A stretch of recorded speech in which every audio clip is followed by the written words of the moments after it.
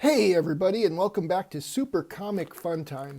So if you watched my video yesterday, I promised that I would open up a pack, and I decided to go with this pack, which has some Spider-Woman on one side and She-Hulk on the other side. This is from HPB. This was a more expensive one when I bought it, so it has Spider-Woman 10, 14, 21 through 38, 43 through 50, and then She-Hulk issues 6 through 24, and then 50 comics, it says. See? So I was going to live stream this, but my channel's not big enough, and I had live streaming for a little while, but YouTube changed the rules, and now I don't. So anyways, what I'm going to do, as I open this up, I'm going to talk about Endgame. There will be spoilers. If you haven't seen the movie yet, don't watch this video. And so that is your warning. We are just going to go ahead and dive in. So I went to see Endgame a couple of weeks ago, opening night, and this week it's passed $2 billion, so it's one of the biggest movies ever.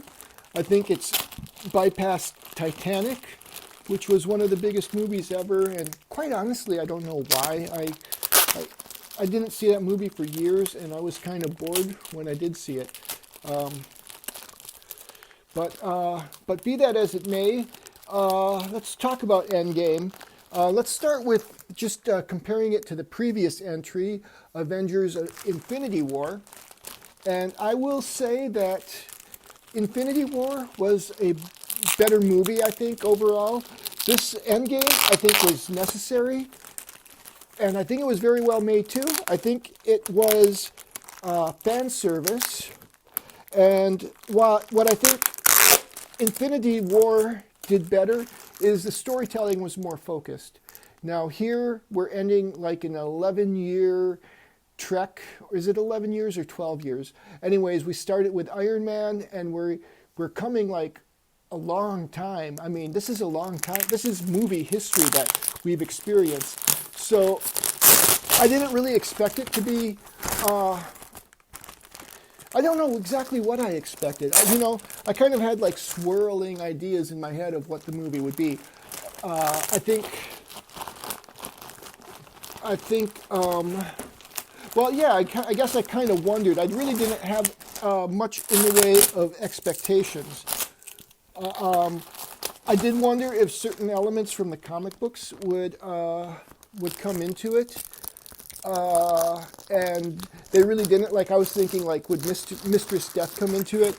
Would there be any hints of the Fantastic Four now that Disney has bought Fox? I think they bought Fox. I don't pay that much attention to it, but I know that somehow the Fantastic Four and the Fox properties, like the last X-Men movie is finishing up under Fox, and then Disney's going to take over, and I've heard talk that there won't be an X-Men movie for like 5 years because they want people to forget the Fox movies. So I was wondering if there would be a hint of the Silver Surfer. I really hoped the Silver Surfer would make it into Infinity War, but he didn't. And I think what they did with the Hulk, they more or less gave the Hulk the Silver Surfer's place, letting him crash through Doctor Strange's house. And yeah, so back to Infinity War. It starts, so like here we have She-Hulk number 6. So I guess we're starting with the She-Hulk. Well, we're starting at this end. I don't know what else. It's a cool cover. I might have had this issue as a kid. I know I had the first issue. I had 2 copies of the first issue. And I really did like it. I didn't like the first issue, but I liked the story as it progressed on from there. So yeah, we start pretty much at the end of Infinity War. And then Tony Stark is out in space, and Nebula is with him. That was another thing, is I wondered if Nebula would become like in the books, the old, I think in the books Thanos like just ages her beyond age and just tortures her. It's pretty gruesome. I wondered if Mistress Death would be in there, but anyways, what happens is Tony Stark's about to die. He looks sad. I thought he died, and Gamora just kind of faced him looking out into space. And then suddenly Captain Marvel showed up. And that scene was a little bit, Red Sonja number 1. That's a very cool cover too.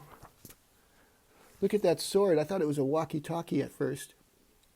Oh, it's two swords. So I know I read Red Sonja as a kid. So this is from '83. This would have been one of the last years I was reading comics regularly, my last year of high school. Looks cool. So is rescued by Captain Marvel, and then she just takes him to Earth. And a lot of that stuff is kind of Deus Ex Machina.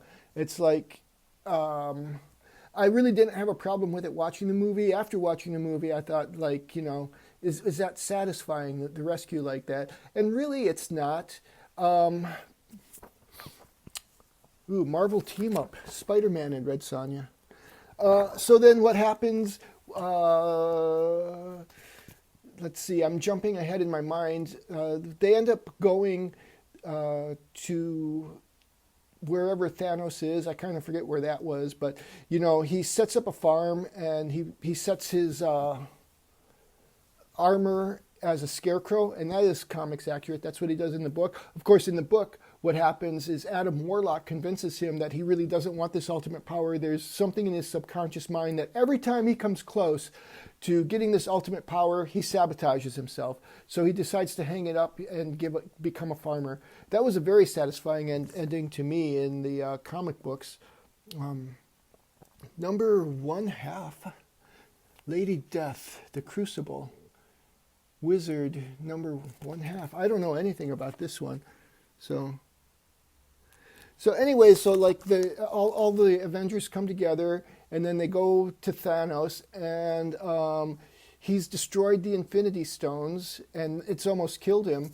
And he's still very sympathetic at this point. And then they just they cut off his arm because they think he's going to put the Infinity Gauntlet on, and then they cut off his head. Thor does, and then everything kind of flips to 5 years later. Savage She-Hulk 7, The Swamp Demons. Very cool cover. Very cool cover. I like that. And yeah, so I kind of felt cheated by the way that Thanos was, even in the movie, like, I go, is that it? And thinking about it, what they did is fine. Oh, it's just a small point, but I was a little, I thought that they would use Thanos to get the stones back, or they would do something. And Thanos does come into it more, but it's not the Thanos who had snapped the fingers. It's a previous version of Thanos, because there's time travel. So everything jumps 5 years in the future.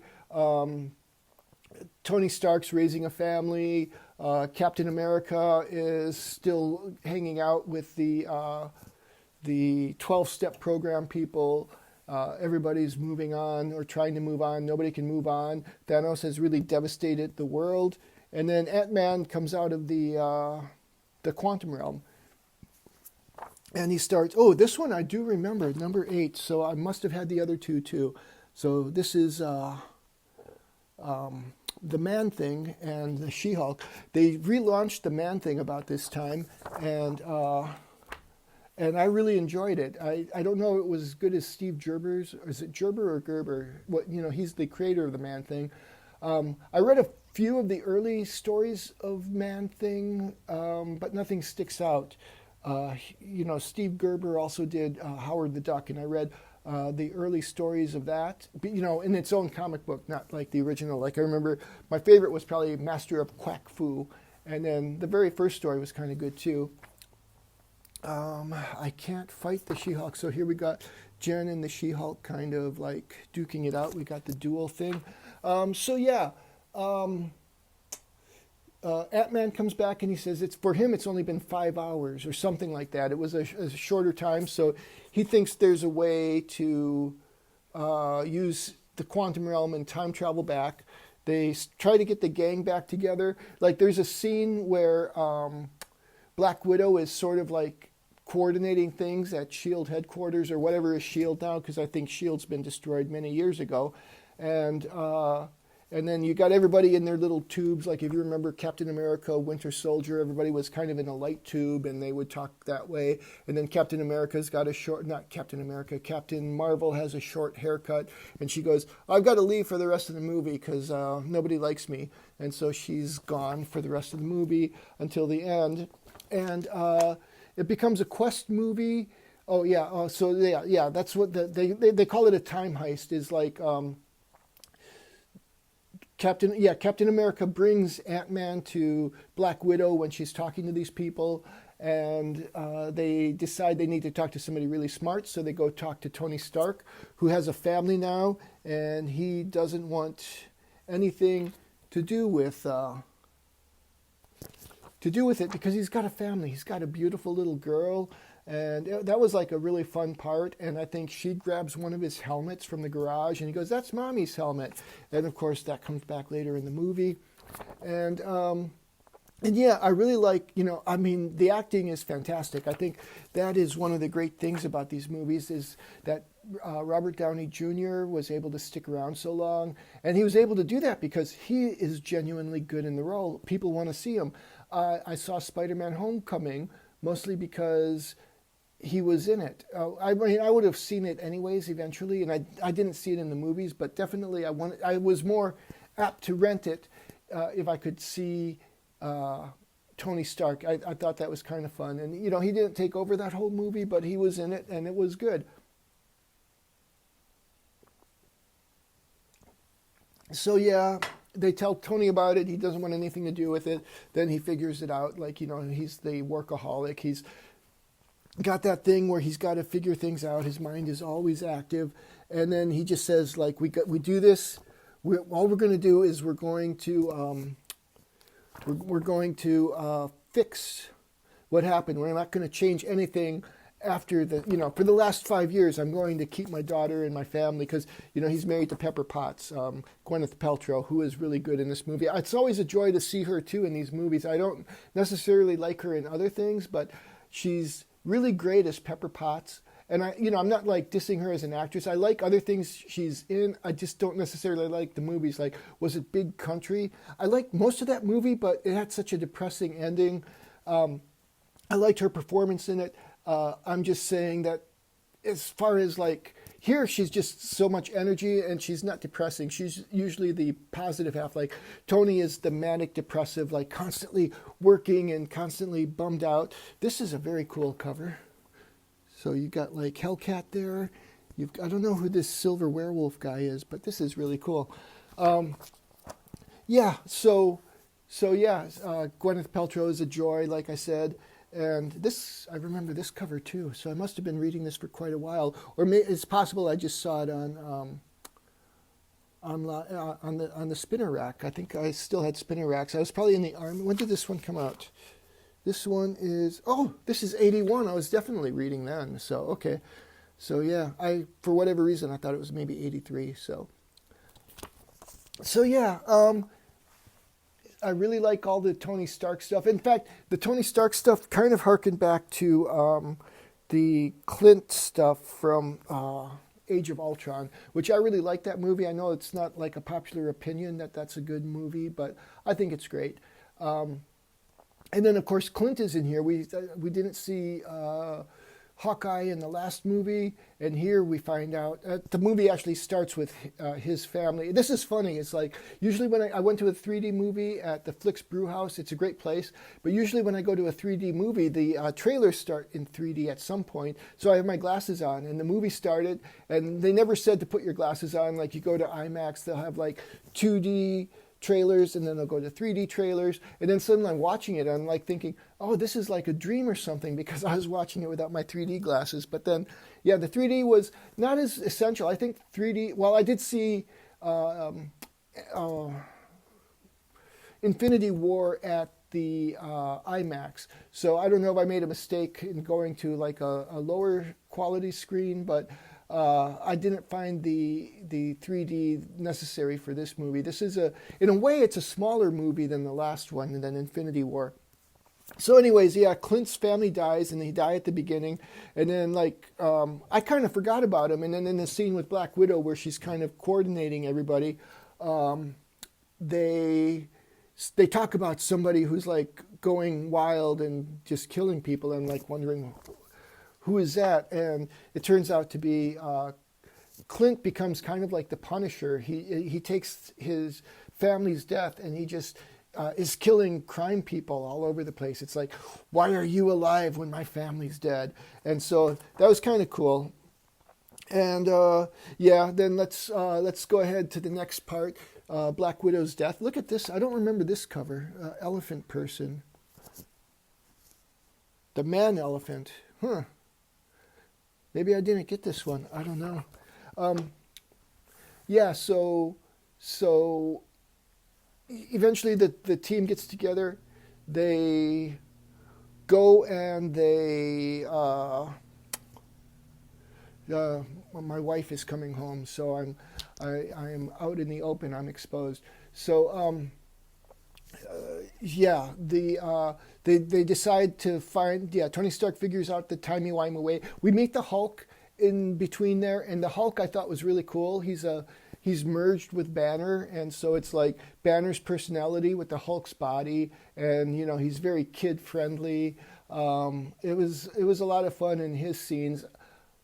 And then what happens? I think this video might be ruined by my nervousness now. But yeah, so what happens? I think I'm going to just skip ahead. So like they figure out how to go back in time, and it's really kind of cool because it's kind of like, I remember this is a clip show, but it's not exactly a clip show. You get different. You get a different perspective of it. You get you see some of the iconic scenes, like that big scene in the first Avengers movie, and oh,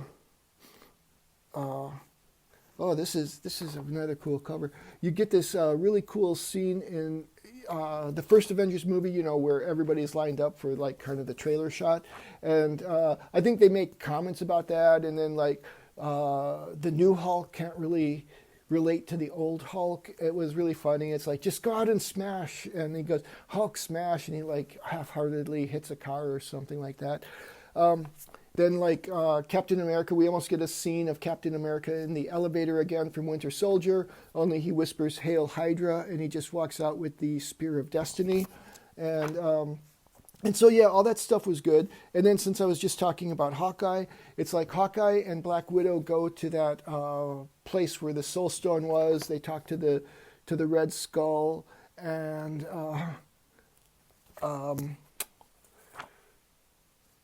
one of them has to die. We know that from the last movie. One of them has to die. And so Clint is ready to die because he thinks he's become a monster since his family died, and he just has been on this killing spree. And but Black Widow is wants to be the one to sacrifice herself. And there was always kind of a hint early on that there was a romance between Clint and Black Widow, but I don't think there really was. I think they were just really good friends, because they kind of played that off, like Black Widow and the Hulk, and Black Widow and Clint. But then we found out Clint had a family, and I really liked that scene in Age of Ultron. I really think that grounded the movie. This cover I do remember. That's very cool. She-Hulk War. Yeah, so you get this battle, and you don't know which one is going to die, and you don't really want either one to die. It's sort of like when Thanos brought Gamora to the cliff. You knew what was going to happen. Gamora didn't know. Gamora thought her father loved nothing, and how wrong she was. That was a very touching. I'm getting touched again thinking about that scene. And this was another touching scene, but it was it was tough, because you knew one of them was not coming back, and it turned out to be Black Widow. So then, what happens? We're kind of going from my memory for a movie I saw over a week ago. So yeah, who's this on the cover? It's like the hill is coming alive itself. The day the earth screamed. Wow, very cool. Yeah, so Black Widow just died. Oh, what happens? I'm kind of jumping ahead now. So I guess this is just going to be my highlight reel. Let's see.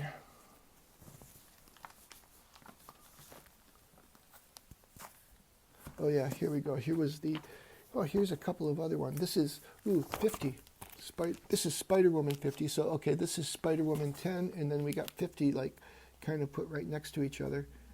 That's kind of cool. I think I'd gone through the She-Hulk, so I kind of flipped it over to go through the Spider-Woman.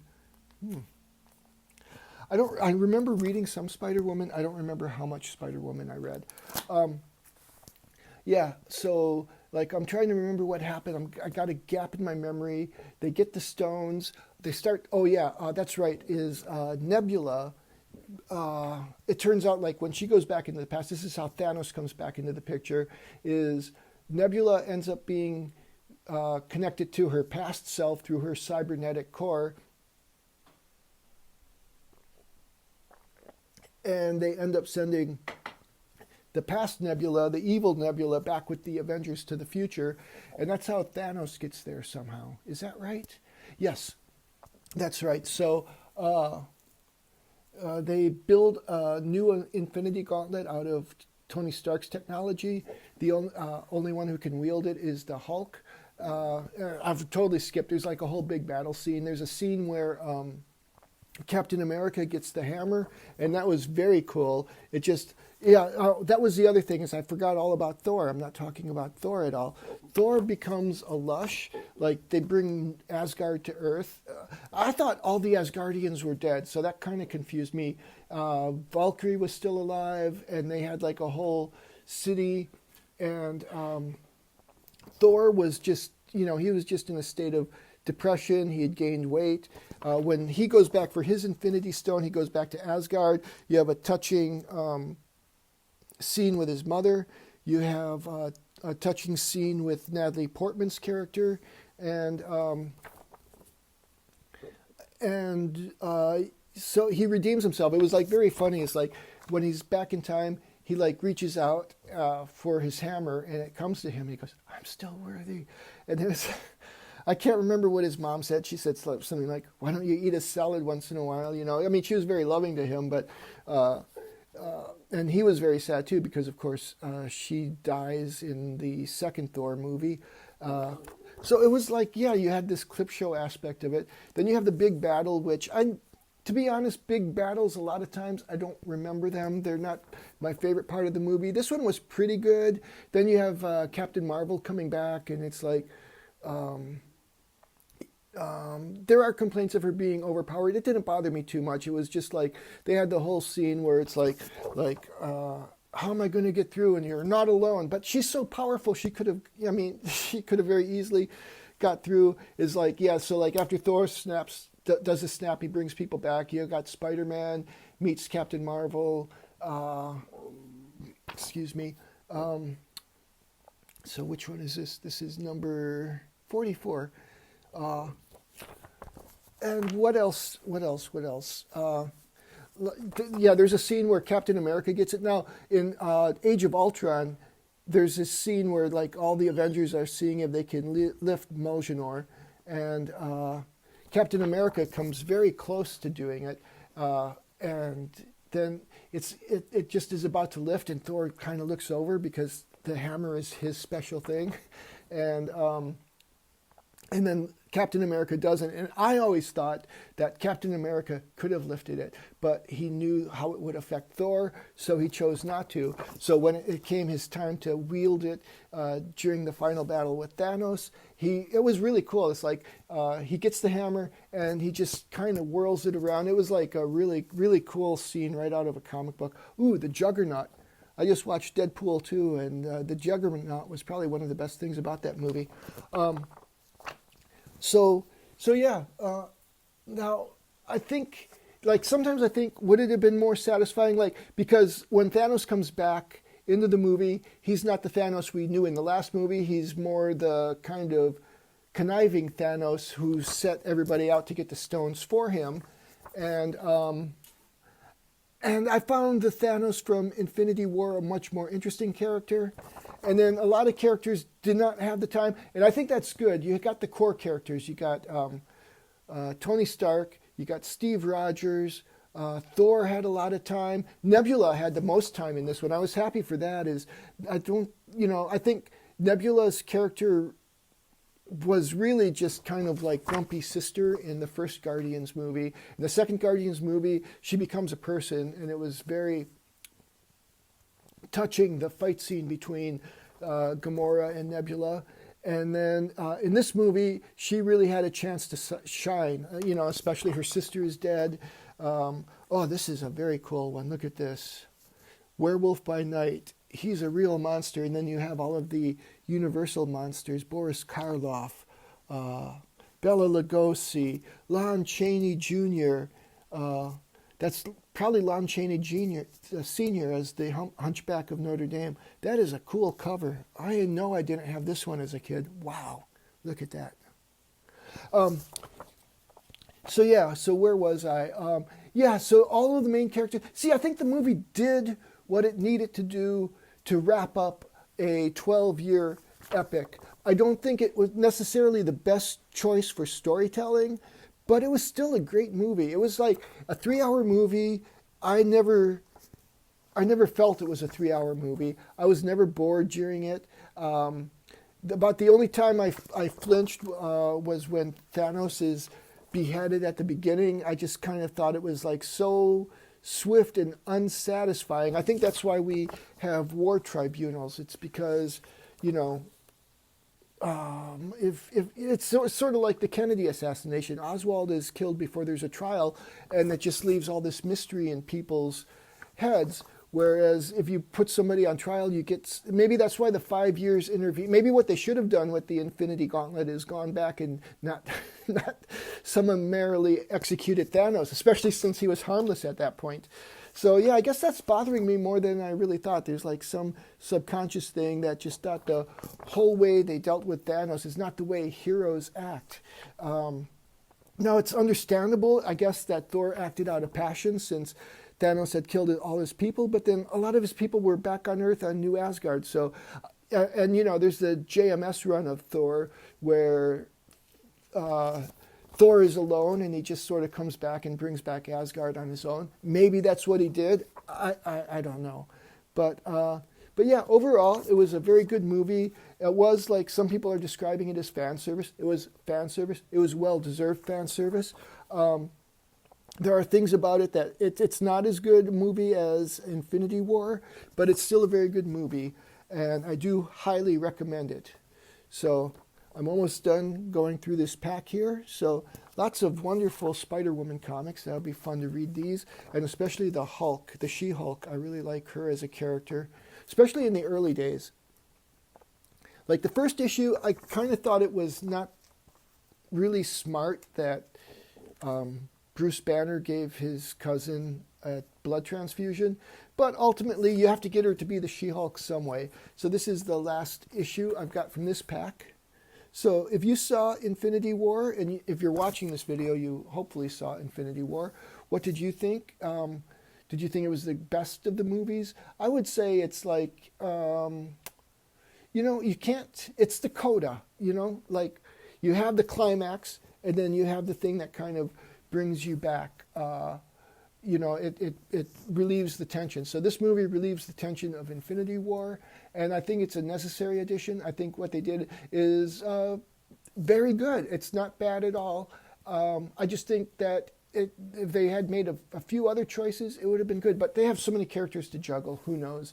I suppose like everybody who watched it could have come up with their own little story elements for Thanos will help him get back. Maybe Thanos regrets what he did. I think that would have been, just something to complete Thanos' character instead of, like having him executed and then bring past Thanos, who is irredeemable. So, something like that. But again, it was a lot of fun. Oh, one of my favorite scenes was when the Ancient One from Doctor Strange came in.